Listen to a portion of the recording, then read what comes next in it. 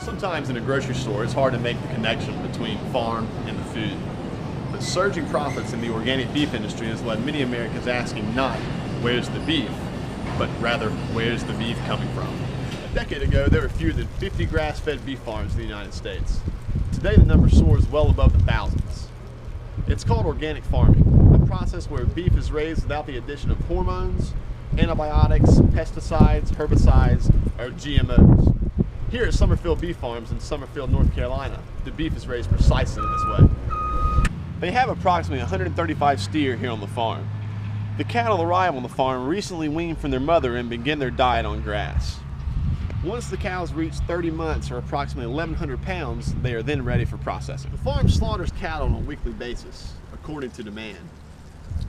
Recent numbers have been as high as 8 cows slaughtered per week, while some weeks there are no cows processed at all. The steer are processed at a local USDA certified processing facility where it is packaged, then delivered fresh or frozen to different restaurants and grocers throughout the state on a weekly basis.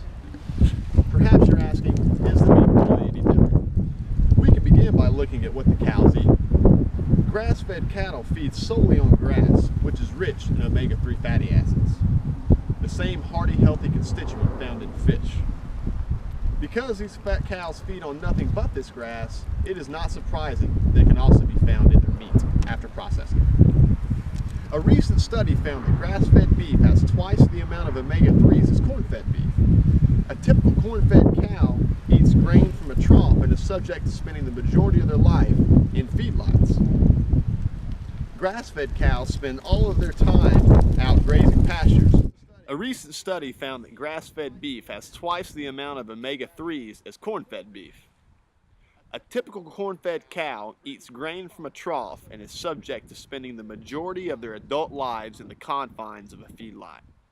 Grass-fed cows spend all their time out grazing pastures, meaning that they spend a lot of time exercising.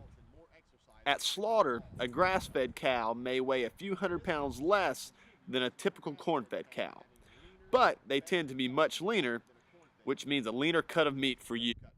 As far as nutritional value goes, cattle that is free grazing and grass-fed is leaner and juicier.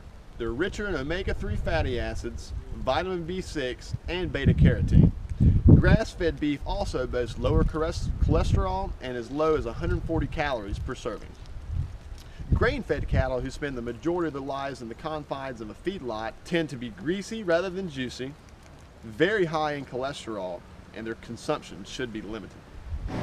So the next time you're standing in the meat aisle at your local grocer, ask yourself, where's my meat coming from?